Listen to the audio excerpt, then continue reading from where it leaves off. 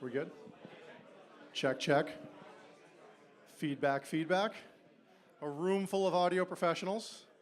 We have to make sure it sounds right. Behold the hippopotamus. We laugh at how he looks at us, and yet, in moments dark and grim, I wonder how we look to him. Peace, peace, thou hippopotamus. We really look all right to us, as you, no doubt, delight the eye of other hippopotami. Ogden Nash, no need for applause, I didn't write it. The reason I started with a poem is because yesterday my partner, Daniel Ebry, raise your hand, and I were at Abbey Road Red, the seat of music innovation and the home of music technology for the last forever, I guess, basically, since it was electrified. And they start every meeting with a poem. So I thought we would do the same thing today. Thank you all for coming out. You can give yourselves a round of applause for braving the London streets and getting all the way over here. My name is Lucas Cantor. My full name is Lucas David Cantor Santiago. I go variably by Lucas Cantor and Lucas Cantor Santiago, so if you're confused by that, there's the explanation. We are Mindset Music. We are a venture capital fund that specializes in music technology, which is sorely needed, I think timely, and very excited to tell you more about it. Daniel Ebry, my partner over here, has run a venture capital fund successfully for the last 10 years. Dozens of unicorns, dozens of successful exits. I am a composer.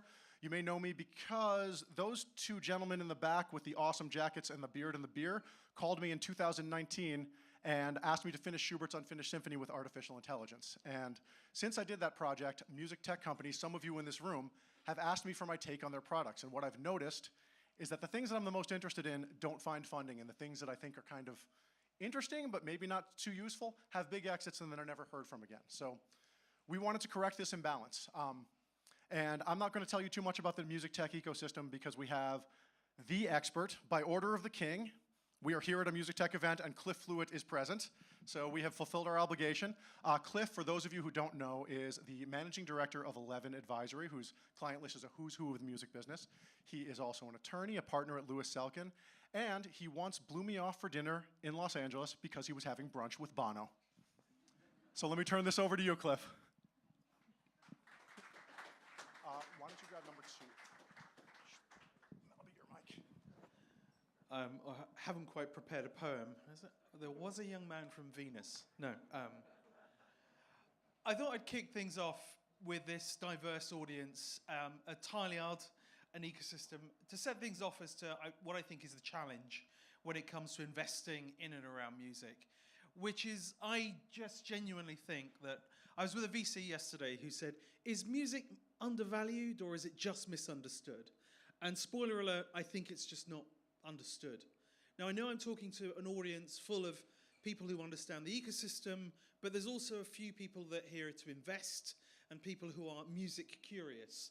So I thought I'd just give you a bit of a state of the nation as to what I think are the issues and the myths that we need to explode, which I think we're going to address in the panel area as well. For Lucas very kindly said, my background is I've worked in-house. I've worked at Warner Music, Global Radio, Lewis Silkin, and at 11, where I work with a whole bunch of really, really interesting companies in and around the music and music technology space. I suppose, really, we come back to the poetry of, look, why we're all here. Without music, life would be a mistake, said Nietzsche, which is one of the more beautiful quotes in relation to music. Of course, most of you are probably aware of the one from Hunter S. Thompson, who said that the music industry is a cruel and shallow money trench, a long plastic holloway where thieves and pimps run free and good men die like dogs. There's also a negative side. For those of you who listen to the new podcast called The Money Trench, that's why. But also, I think that one of the things I really want to dispel is when I'm talking to investors, and I'm not talking about some of the people in this room, they will immediately say the music industry, this is the music industry right here. This is the major record labels.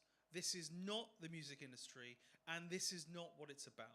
So actually, really what we want to do is broaden the lens and understand what this is all about. So I'm going to, in 6 deadly minutes, summarize what I think are the 7 deadly myths of music for those in and around music. Now, myth number 1, that I get all the time. Surely it's an industry. I get everyone come at me with MBA thinking, game theory. They've gone away and done their McKinsey-style analysis of this industry. Spoiler alert, it is not an industry. We call it an industry. It is by any means an industry. Now, on a good day, it is a complicated, sophisticated ecosystem of interdependent different parts that orbit each other, collide, and grow. We built Tileyard as an ecosystem. I actually misspoke this the other day and called it an ecosystem, which I think works as well. But that's what it is. This is the music ecosystem. And this is what we need to invest in and grow for this ecosystem to thrive. That's on a good day. On a bad day, it's Game of Thrones, where you've got all the tribes wanting to kill each other, screw each other, sometimes both at the same time. And what people don't understand is that all these people do not often get on. They're often fighting. They're often at war over something. And that's a really, really important thing to understand. See this as an ecosystem of people, creatives, overlapping rights and opportunities rather than an industry, and you'll go just fine. Myth number 2 is somehow that intangible property is riskier than real property. Well, here we go. Let's compare real property with IP, and you have businesses that are worth, one that's valued in the billions and the other one that is valued in the trillions. The most successful and biggest companies in the right are based upon intangible property, as is the music industry. Myth number 3, Cliff, it's just too complicated. It's just too complicated. Nonsense. Now, of course, we do like to make sure it's sort of magical woo-woo. That was the prompt on ChatGPT. Make me a magical woo-woo slide. Because we like to up the mystery of it all. But actually, in truth, if you want to buy a chain of pubs, it looks like that. Far, far more complicated than buying rights or assets or royalties or underlining stuff. So it's not complicated, it's sophisticated. If your advisors tell you it's complicated, you're using the wrong lawyers. Understand the sophistication of music and all will be fine. Myth number 4, technology is a threat to the music industry. Now, of course, you're probably thinking of these extraordinary companies and innovations when you're talking about technology being a threat. These, of course, are the companies that have supercharged growth and turned it into a multi-billion-dollar, into a trillion-dollar industry as foreseen by our wonderful friends at Goldman Sachs. But when I talk about technology, I go back even further. We are a business based upon technology. This is technology. A piano, a sousaphone, a gramophone, radio. These forms of technologies are what we are built of and on. We are a business of technology, which is why music technology really is a thing. And again, you know, from Dylan picking up his guitar to what Lucas was looking around yesterday at Abbey Road, etc., etc., we are an industry super powered by technology. Myth number 5, music must be overvalued, right? And of course, we now have to look at the upside down elephant in the room. But trading at 18 times, multiples in whole new platforms that haven't even started yet, it's not overvalued in any way, shape, or form. And really, we've moved from a world of risk of A&R to monthly recurring revenues, huge opportunities in sync. We've got technology that can enhance the yield and demonstrate royalty chains. There is a huge amount of money here. And investing into technologies that underpin this are going to be the growth platforms of tomorrow. Myth number 6, AI will destroy the music industry. We've all heard this several times today. And of course, this is a load of nonsense. Here it is. This is AI. It's a tool. Not a weapon, a tool. It can build things. It can create things. And this is what we're doing. If we look at the biggest problems in the music industry right now, AI is not the problem. It is probably part of the solution.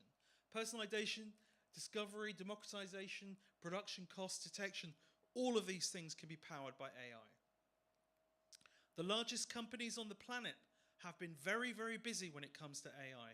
Much busier than some of the major labels, spoiler alert. I think these guys know what they're doing. And also as well, if we look at the industry, it's now using some incredible technologies in order to be able to enhance themselves. Here again is a huge opportunity. And look, like the arrival of the internet, we've got a whole bunch of things that we have to be thinking about. There's a very, very simple answer to all of these problems. Hire the right lawyer. #ad.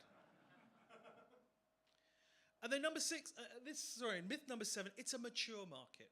It's on its way out, it's now plateauing. Well, I don't think that at all. If we look at all the areas of growth, data, fans, premium experience, personalized content, voice, tertiary markets, beats, name and likeness rights, we haven't even gotten started. So there's a huge amount of opportunity out there for the right money to invest at the right time. The last thing I'll leave you with is when I arrived at Silkin nearly 20 years ago, a partner of mine said, yeah, I did a music deal. And I was like, oh God, he did a shawaddy-waddy renegotiation in 71. And he said, no, I sold the Northern Songs Beatles catalogue to, it was a race between Michael Jackson and Paul McCartney. It's like, sit down. And what was extraordinary about it, he told me that at the time when Jackson bigged $47.5 million, everyone thought he was absolutely crazy. Forget the Elephant Man's bones, it was worth more than paying that amount. McCartney stopped the bidding at 40 million. And he sent this fax, which I have a copy of, which is, this is my catalogue, don't bargain, do not want to lose the deal. He knew what he was buying into at a catalogue that is now worth on its own billions. So really what we have to do is investing in music tech, and understanding the opportunity. That's what we want to discuss tonight, and that's what we hope can kick off. Thank you very much. Stay up here, I'll bring everyone else up. Thanks, Cliff. That is awesome. I love seeing you do that presentation. So we have a short panel for you. We have 2 panelists. As I call your name, please just come on up. 2 additional panelists, including Cliff. Joshua Reiss, Professor Joshua Reiss, is an entrepreneur in residence at Queen Mary College of London.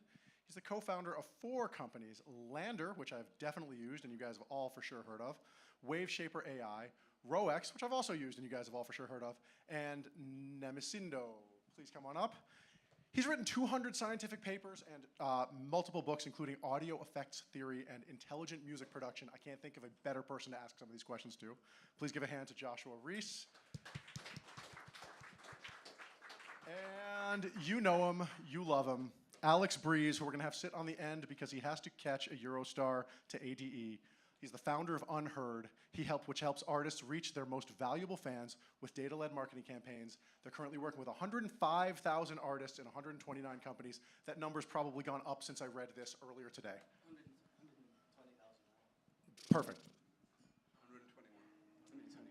So welcome, thank you for joining us. We're going to start, we have 4 questions. I highly doubt we're going to get to all 4 of them, and we're going to take questions from you guys as well. We also have a special treat at the end of this panel. So there you go. There's my, what do you call that? Foreshadowing. So we'll start with Alex. Do you think the music tech space is overvalued or undervalued, and why? We just heard from Cliff, but I would like to hear from you.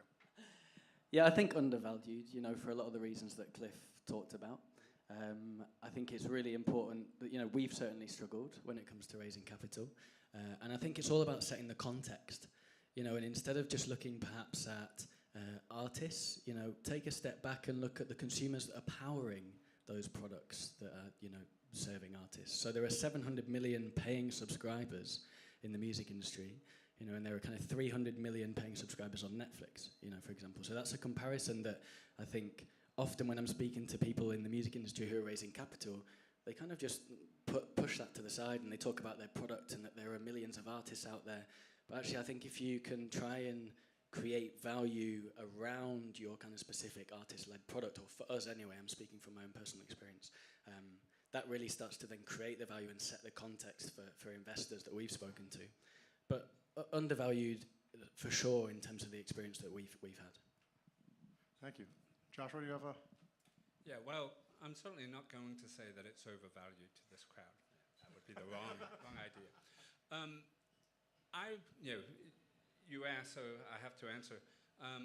I think it's probably valued about right, but that's a bit of a cop-out in the sense that it's very challenging to value in this space. As was pointed out, intangible is not necessarily at all less valuable than tangible, but it means there's bigger question marks. Harder to predict something. If you know that, for instance, you can save 10% of the manufacturing costs on a widget, very tangible, very measurable. You know what that means in the market. You can probably do some meaningful calculations. So there's a lot more guesswork in this space. But you only have to look at what's happening, and you do see unicorns, you see big successes, you see a strong desire for marketplaces and ways to interact and ways for the artists to reach out for their fans, new mechanisms and desire for better distribution and things. So the need's there as well. So the evidence is that there's a lot of value, it's just hard to predict. Cliff, I know you already answered, but maybe you can give us some details and some numbers, undervalued or overvalued. Well, again, I mean, I suppose the real question is what are you valuing? And if you're seeking to value an asset, there are some ways to do that in relation to multiples and uplifts and yields. But actually, if you're seeking to value an ecosystem, it just takes a three-dimensional way of thinking. Last 2 days, I've had two massive private equity firms give me every what about under the sun, right? What if PRS stopped paying people? Well, I mean, that would be a problem. They've been doing it for 105 years. I mean, you know, as a covenant goes, it's pretty good, right? And look, you know, as a junior lawyer, I saw people put $100 million into a Nigerian mine that turned out not to exist. And then I said that to the people, oh yeah, we've all seen those sort of deals. So, you know, essentially we've got a whataboutery. And I suppose we've created a mystique around this industry, which is great, because it is wonderful and it is a huge privilege to be in there. But actually, I do think it's incumbent upon us to do the explaining and understanding. And actually understanding that the value in data, you explain to people, what's music tech? Okay, fintech. You get, oh yeah, that makes more money. That. Right? And then opportunity to be able to connect, the opportunity to be able to personalize what people value, which is a very, very, very different thing from what before. Before, everything from how we sold records was all about ownership. It was about asset acquisition. Now it's all about usage. And if you look on platforms, the signals from TikTok are very, very clear. People want to discover and they want to personalize, right? Those are signals that we, as a music industry, we haven't really even started to meet. And I am slightly depressed. I mean, I teach an innovation course every year at Berklee College of Music, Valencia. There's some really, really smart kids. But their first iteration of coming up with a company, they come up with Spotify. And then you have to gently point out that this is well over 15 years old. And you realize that actually there's been this kind of innovation drag, which comes down to our good old friend licensing, which I'm sure will come up at some point. But of course, you know, if you want to set up a music licensing platform, A, good luck. B, come and talk to me. C, don't. But if you want to monetize content... I'm making awkward eye contact with some of these people in this room right now. But for me, for a very long time, and it's a word that's come up a couple of times already, which is I've very much been, you know, for the last 25 years, you create content and you monetize context. And the biggest companies on the planet are context companies. And what they do is that they take the usage and they monetize it and be able to do that. That is where music needs to go. And we are starting to see signals. We've got everyone talking about superfans. We've got everyone talking about direct-to-fan. I don't know an industry that's least curious about its fans historically. And I'm talking here genuinely anyone at the majors. I'm looking at you. Of all the companies in all the verticals I work with, the one that's least curious to understand its consumer base is the music industry. That has to change. However, when I'm speaking to managers, I'm speaking to platforms, and I'm speaking to people who actually do that, they're selling to a consumer, and that's really exciting. Yeah, let Alex just jump in, please. And just to your point there, Cliff, around what do people value? And I think what we've seen when we've spoken to investors, again, just speaking from personal experience, is they value the typical kind of B2B SaaS metrics. So that might be MRR, which you referenced. Now, if you're building a platform like we are for artists, well, guess what? They're coming back to our product around each release, which is actually every kind of 8 to 12 weeks. So if we're reporting back to these investors to say, yeah, actually our monthly retention is pretty poor, but artists are coming back to us every 8 to 12 weeks, that's quite a challenging conversation to have over and over again, and they need to then repeat that into their LPs and other things like that. So I think that context piece and how you can translate your value with your product to investors who potentially aren't, familiar with the industry, I think is really, really important. So, Alex, this will be the last question for you, but I'll start down here again. What do you think, and you might have an opinion on this because you're already an operator, but what do you think is the most interesting, most profitable vertical at the moment in the music world? I would say it's the rights, and I think there are some really interesting pieces of technology. There's a company called Music Info, which are doing some quite interesting stuff around royalty collection and making sure people are collecting all of the rights that they're owed. If I was being biased, which, I'll kind of switch the answer and be biased, for me and the platform that we're building, the step change innovation needs to come in kind of the marketing space, and helping artists not just build communities, like Cliff said, that's very popular and topical at the moment, but actually reach those fans. Everyone talks about the importance of having your first 100 fans and how valuable that is. Well, sure, that sounds easy to garner, but actually to get 100 fans who are paying 10 quid a month to subscribe to your community is really challenging. So for us at Unheard and all of the things that we work on, we feel like this is the kind of really valuable piece to that puzzle. And if you can automate that and somewhat democratize, again, what Cliff said, if you can somewhat democratize access to data-led and robust music promotion, I think that's a hugely valuable proposition. But I'm biased, so sorry. Thank you. I want to make sure we get you out on time. Professor, what do you think is the most important growth vertical? Yeah, so multiple ways of looking at this. So the biggest potential for vertical growth is going to be on social media surfaces and connections, because the possibility of reaching billions of individuals is there. But on the other hand, perhaps an easier opportunity is the horizontal growth that you get with machine learning and AI technologies, because if the tech is solid and well supported, it allows it to be applied in so many different ways and to expand the market, because the core is the technology behind what you're doing. You aren't limited in any way there. So there are two opportunities in sort of both extremes of the music and music tech industry. Can I ask you a question? Do you see us hitting a hockey stick of the proliferation of interesting and useful music technology, or have we already kind of discovered everything we need? Well, I definitely agree with what was said before. This is an industry that has always had innovation and automation, and that's going to continue. Although there's an interesting point I heard in a keynote talk by someone who'd been in the field for many, many decades. I thought he'd long gone out to pasture. But he said that in the past, technology innovation was driven by the military-industrial complex. Now it's driven by the creative industries. They're learning from us. So I think we're in a great stage there that's not changing. What I think we are in is, on the AI side, we're in the golden era, where there is so much low-hanging fruit, so many problems that can be easily solved and with better solutions by AI. 5 years from now, we're going to start looking at the ones that aren't the low-hanging fruit, the ones where AI doesn't give an easy solution. So that's going to be interesting, but enjoy this golden era while we have it. Cliff? Vertical? Vertical, I mean, I suppose, to be honest, again, looking at horizontals and verticals, I think, again, this is, it does look more like a solar system, really. I mean, I think one of the things that we should look at the industry is look at parallels in other verticals, right?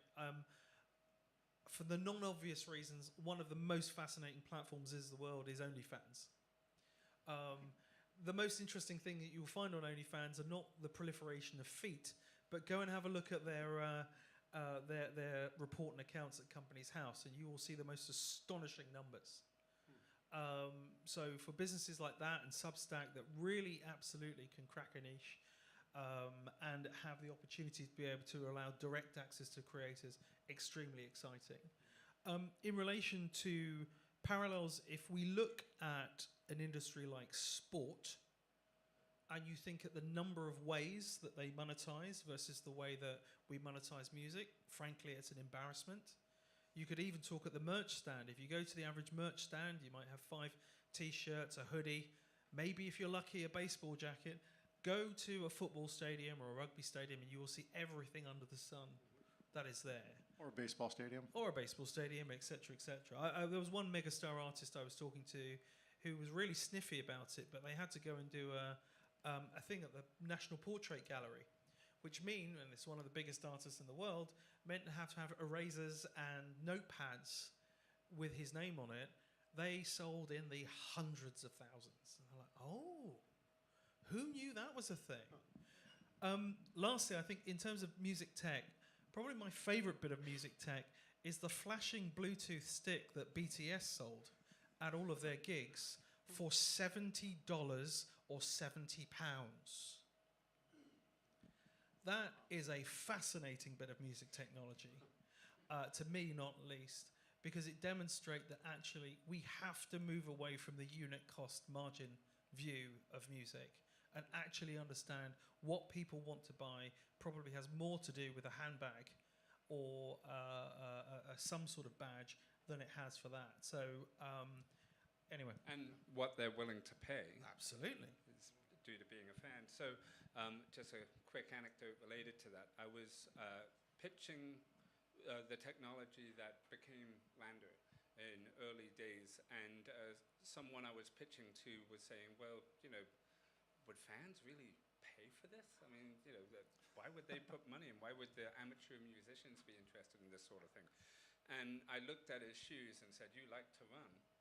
How much did you pay for that? Because the idea is that if it's your hobby, if you're a fan, then the value is, well, £70 for a little stick.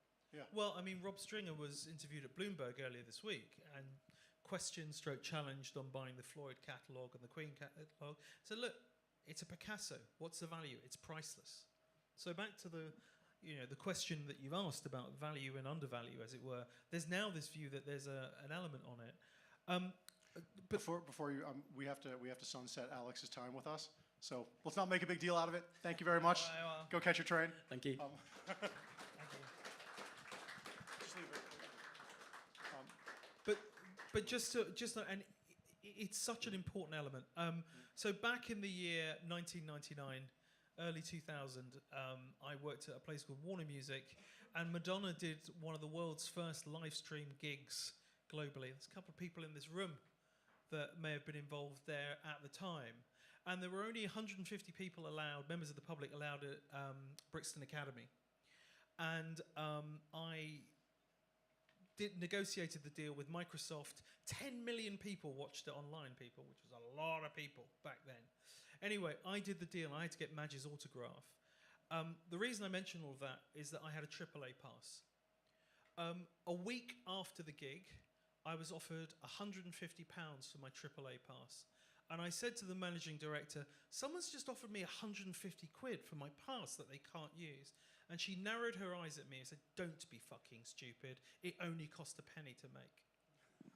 Now that is a thing that really has bugged me for 25 years straight and tells me everything about this industry in terms of not understanding what consumers want and how they want it. Wow. Yeah, sports is a great thing to bring up. I'll tell you guys, I love telling British people about baseball, but Major League Baseball uses about 2,000 baseballs a day in season, and the way they pay for them is some of them get hit into the stands, cataloged, and then sold as sports memorabilia. They cost $2, but if Shohei Ohtani hits it a home run, it's all of a sudden worth $10,000. And that pretty much pays for the whole thing. It's ridiculous. Yeah, it's ridiculous that this memorabilia isn't. It's just a revenue stream that nobody's even looking at. Well, at a Stones gig that Daniel and I were at, they were going to do a merch run and from VIPs. And I said, just get some of Ronnie's plectrums. They went, no one would want that. Guess what everyone wanted? We do not understand what we have. So this is we're just going to move on to a new question. We'll start with you, Professor. Who do you think are going to be the biggest winners and losers in this? We're in the middle of somewhat of an upheaval. AI is taking over, or I won't say taking over, but being proliferated into every aspect of the music business. Who do you think this will help? Who do you think this will hurt? This is such a hard question because, of course, if I knew the answer there, then I would be investing massively myself, and that's why I asked. Bookies and things like that. Looking for some free consulting. So I think, first off, I think we are in an overall good time at the moment for music tech. I've heard a couple people, investors, say, "Oh, it's a bit quiet and things," but from the founder perspective, doing pitches, when I pitched AI technologies in music space, so much more skepticism 5 years ago. People are so much more receptive, and they see the value, and if they like it a lot, they're willing to go in for the ride of a couple years before it reaches the next stage and so on. And that's changed both in general and in London and the UK specifically. I've seen it with the investors over here. So who's going to really benefit from that? I think it is a good time to be a founder in general in this space. I see a lot of opportunities for the sort of slow growth companies. And I say that because I've talked with a few investors who Can you say give me an that example? they're comfortable with a company that will grow but won't necessarily grow through the roof. So don't be too discouraged is what that's saying. But yeah, I'm going to be cautious, and I'm not going to predict any one winner. All right, I don't think Cliff is going to be cautious, so let me hand it off to you. Who do you think will be the biggest winners and the biggest losers? Yeah, no one likes hearing that slow growth. Who are the biggest winners? I think it's going to be people that can actually articulate their narrative, because it is a sophisticated message. It's not a complicated message. It is a sophisticated message. People say to me, how do you bet these business grow, and how do you... It's defining their narrative more than anything. It's translating. It's being able to demonstrate why and how a bit of tech, a bit of code, or a particular founder is actually going to be a force multiplier. I think that the opportunities for AI are extraordinary. I think the threats for AI are extraordinary. It's like, I think the mistake would be to confuse it with a new format, which is what I think the music industry is doing. This is a paradigm shifting stuff. I think we need to look at this in the same bucket as electricity and steam. Now, electricity and steam are really, really, really dangerous in their raw, unprocessed and unprotected forms. They're extraordinarily helpful if harnessed, understood. I think what we have at the moment is we have a massive understanding gap right now. We've got the equivalent of people sort of sitting on the third rail of a let's play around here, which will not end well for a whole bunch of people. So really the opportunity is, how do you harness these tools? How do you harness the opportunity? And most importantly, move away from the paradigm shift of control. I have pompously formed my first law of copyright, which is it creates the illusion of control. There are other forms of copyright, like patents, which are far shorter, far more valuable, and anyone can use them once they're public, provided you pay a fair, reasonable, and non-discriminatory price. And when we can actually start moving our industry to that model, shit could get real. It'll take a while. That actually there are a number of platforms which, if we'd licensed from day one, we might have made billions, YouTube, but we didn't. And I'm slightly concerned that we're at that value gap. That's the value gap for me. And the issue is not copyright. The answer is always licensing. Always.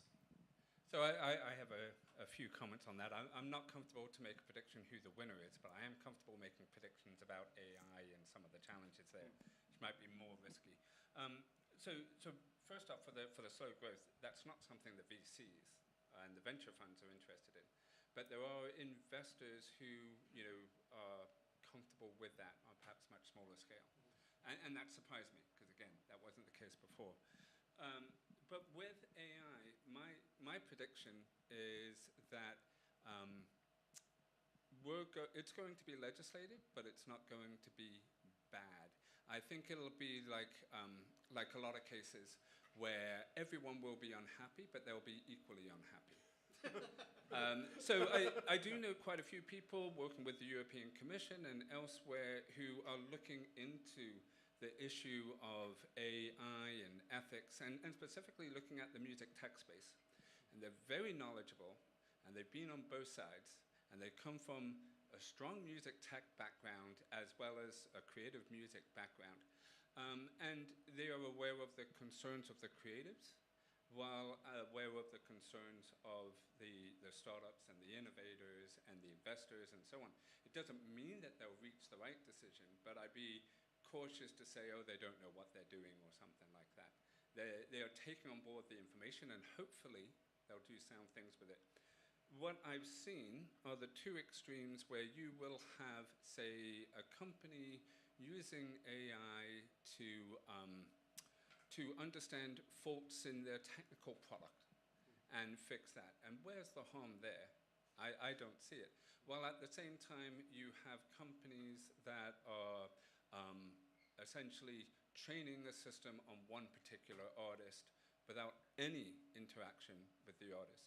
And so that is a potential problem. But it's not all bad or anywhere. It's going to be somewhere in between. And I think we are aware of the most challenging situations.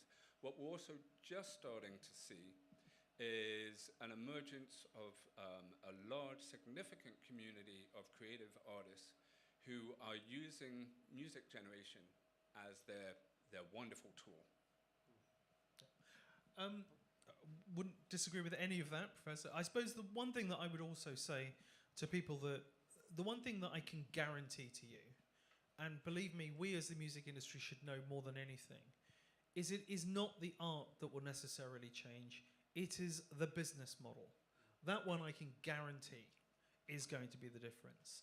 And if we in the music industry haven't learned anything over the last 20 years, music wasn't killed by Napster, it wasn't killed by LimeWire, it wasn't killed by home taping even, for those few people in the room that would get that reference. What it did, however, was change the business model. And the business model has to change yet again.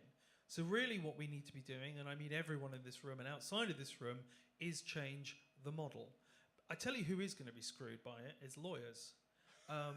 If you're slinging around knowledge for time, good luck with some of the tools that I'm using right now. And the thing is that is one of the oldest professions that still charges in terms of time rather than satisfaction. I believe prostitution changed up a while back. But lawyers still turn in terms of time. That's not going to work when the two most profitable things that law firm can do are due diligence and disclosure that can be done in seconds. So the model has to change. And the model is going to change in terms of education, it's going to change in terms of medicine. The difference with AI is that it is a horizontal, not a vertical. It's going to affect how your kids are educated, it's going to affect how politics reaches you, it's going to change how news reaches you, it's going to change so many things at the same time. It's already doing all those things, I think. Well, no, it is, but also as well, the one thing that is completely different is that with all the industrial revolutions that we've been through, never before has it been in the hands of 88% of the planet simultaneously. Every single one of you is holding or has in their pocket the same access to the device. That has never happened before. So stuff is going to get wild quickly. Model has to change and has to change fast. I have a question for you, Cliff, and Joshua, I'd love for you to jump in on this too. But so when the printing press was invented, people started printing, I could give you the history, but someone started printing music in Italy and didn't want to pay any composers, because why should he? The music was just kind of out there. He picked it up, he printed it, that's what had value. When recording was invented, why pay John Philip Sousa? Music is in the air, they played it, we're capturing it. Our technology has value, that's what has the value. The same thing happened in digital, and I worry that that is going to happen again today. Oh, it's happening right now. Yeah, do you think that, well, I guess we've won, by we I mean artists, we've won this fight every time. I think we might be in danger of losing this fight right now. Well, if we do not come up with a model. Sorry, I'm talking about training data also, specifically. No, that wasn't clear. I understand that. I understand that. I mean, look, what we need to do is piracy is piracy, right? Whether you do it on your phone, whether or not you do it with a training model, piracy is piracy. What we've found from the LimeWire, Napster, home taping, etc., is if you do not provide safe and legal routes to be able to do that, nature and business abhors a vacuum, right? So at the moment, you have millions, if not over this year, billions of AI adaptations that have happened on TikTok. Consumers want to do it. There is no legal way of paying people in order to do that. That's crazy. So in many ways, if you had, I was threatened with criminal prosecution by PRS for doing a webcast for Radiohead when I was at Capital Radio. We had the band's permission, Parlophone's permission, and the publisher's permission. PRS didn't have a license, so therefore threatened the board with criminal prosecution. That is what happens over and over and over again if you have a licensing gap. If you give people a way of paying, they're probably going to pay it. One of the companies I really admire the most is Getty Images. If you use one of their images, what do you get first, a writ or an invoice? It's an invoice. And the number of invoices that are paid the third time round is around 98%. Give people a way to pay. That's what we need to do. You keep saying interesting things that make me go, I should comment on that. And then you follow it up with a great comment. That's even better. But I fully agree with what you're saying. An interesting thing about the ethical issues with AI is that the issues themselves are not new. People copying other people's work, infringing on what they own, people faking things. What I've been tearing my hair out about, so to speak, are patent trolls. And they appear all the time, and it feels just as unethical what they're doing. Let's just try to cover everything, and we'll get a large court settlement, hopefully, out of it. But the difference is not just that the 88% or more are getting access to the AI tools, essentially 100% have the access and the opportunity, but the tools are getting very, very good. I think probably about half the people or more in this room have listened to music generation systems over the last few years, and it's scary how good they are. I'm not going to say, is that a good or a bad thing, but listening to the same sort of system that was developed a few years ago and now, and you go, wow, I can't believe it. You really have to be a connoisseur of that musical style to identify those subtle hints that it's different. And we're starting to see the same sort of thing with images, and and those images are now entering politics. So it will have to be legislated, but even with the legislation, there's going to be some big issues coming up there.